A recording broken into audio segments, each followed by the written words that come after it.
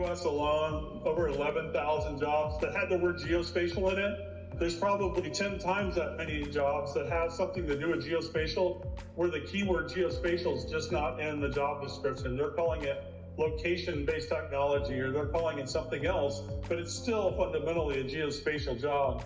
It's a little hard to put an exact number on that, but it starts to give you an idea. Just at any given day, there's 25, 30,000 jobs available right now, from entry level all the way to a senior position within the geospatial industry. So how do we translate the potential for these new jobs into businesses that can take advantage of it? So we have to understand sort of the supply and the demand side, right?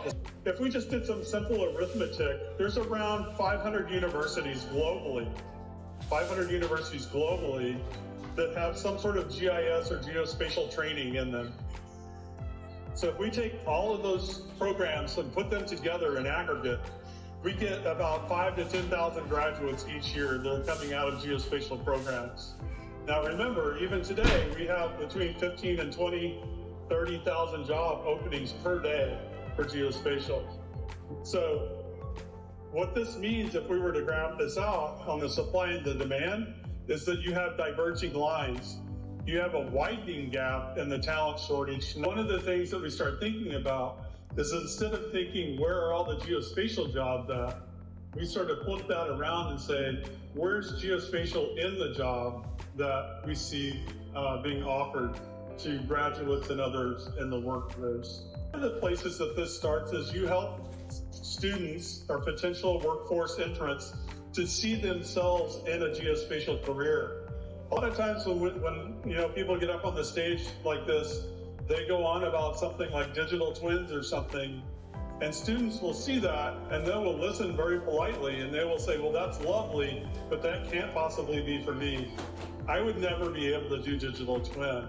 And so part of the challenge to help them say, well, not only is it possible, but you can have a career in digital twin, and that's within your capabilities, that's within your reach.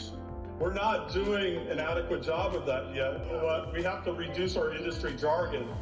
A lot of times we're talking about terms and people don't understand terms. It's not about, oh, we're going to do education, oh, we're going to do corporate training, or we're going to do micro-credentials, or we're going to do certificates. It's all of these things and then a lot more than that.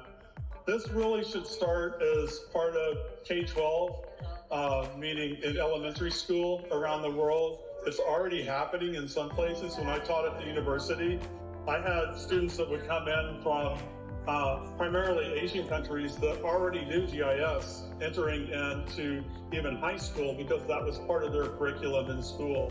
And not only did they know GIS, but they also knew how to do spatial statistics correctly and when to use a particular statistic over another statistic.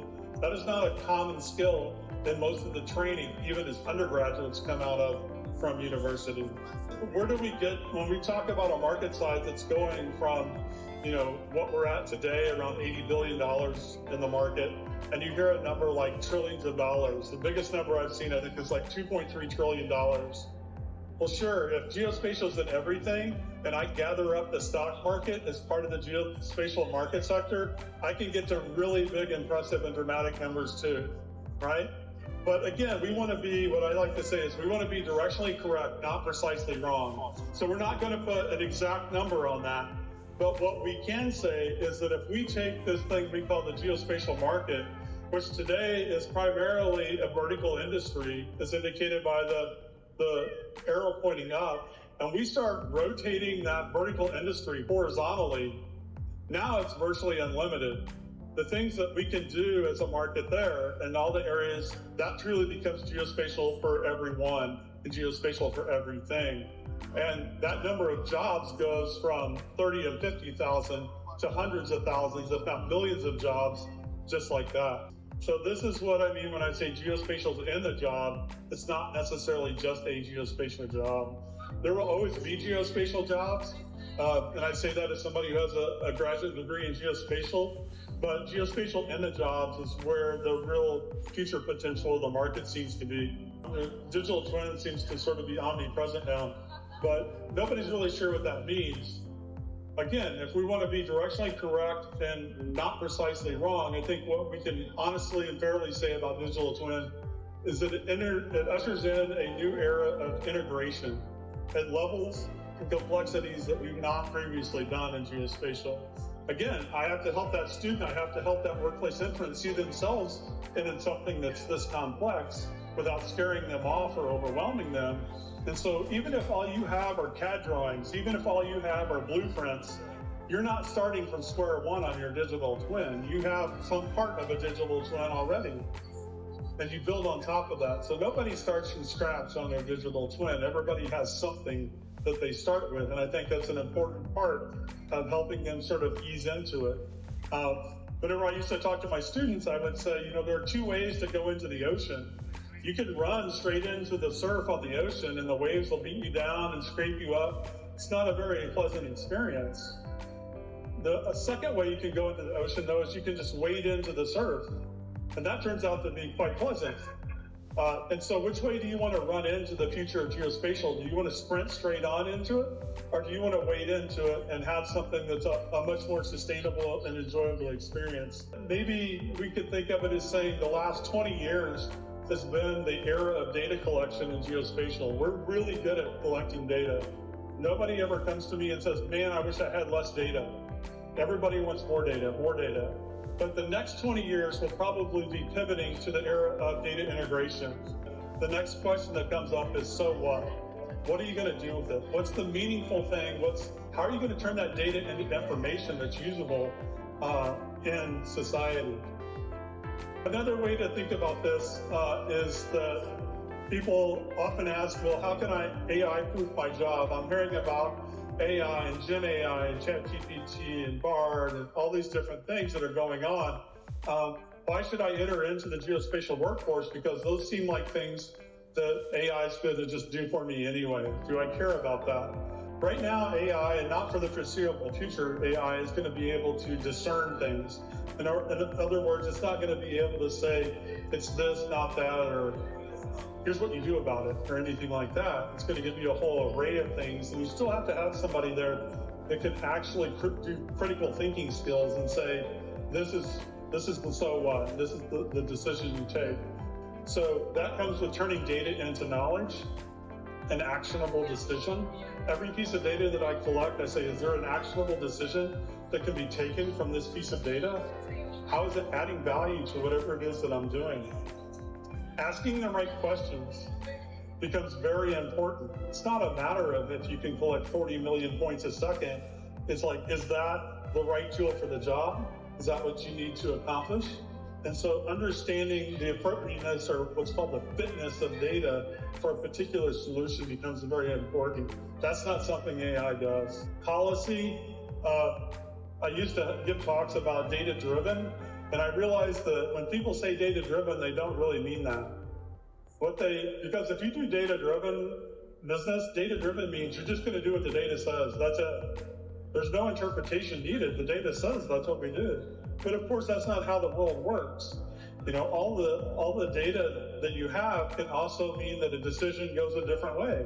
What we really want to strive for are data-informed decisions, things where we've given them the best available data to make an informed decision, and then the integrations. Now, I think we're looking at what's the opportunity, and it's going to be some of these things on the left and some things that come along. I mean, honestly, if you gave this talk even 18 months ago, you're not even talking about ChatGPT.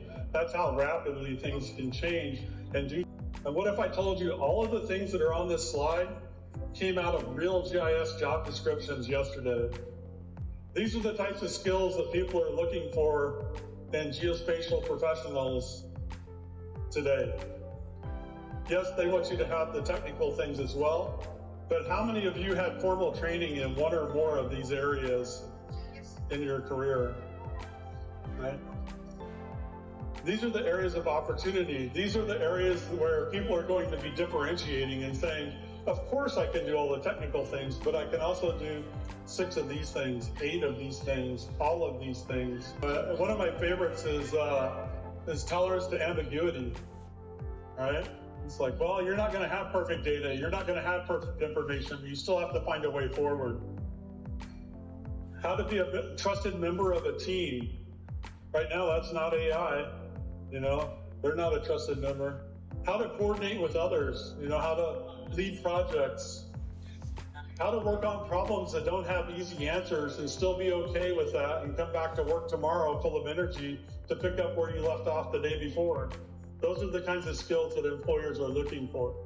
One of the messages that I want to leave you with and encourage you to think about is letting go of some of our tech speak. We don't necessarily think about it as tech speak because we all share a common language, but when we move from this market to this market, we really do need to let go of some of our technical speak. And using AI as an example, it's like, let me tell you about my Geo AI, and I'm showing you scripts and telling you about the office and everything else. But when I go and talk to a farmer, my AI question is quite simple. Do I plant my field today or not?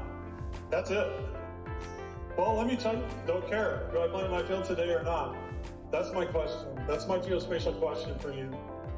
Is do you have all this data? You have all this information. Can you help me answer that question or not? Because if you can't, you'll have to pardon me, but I still have to farm today.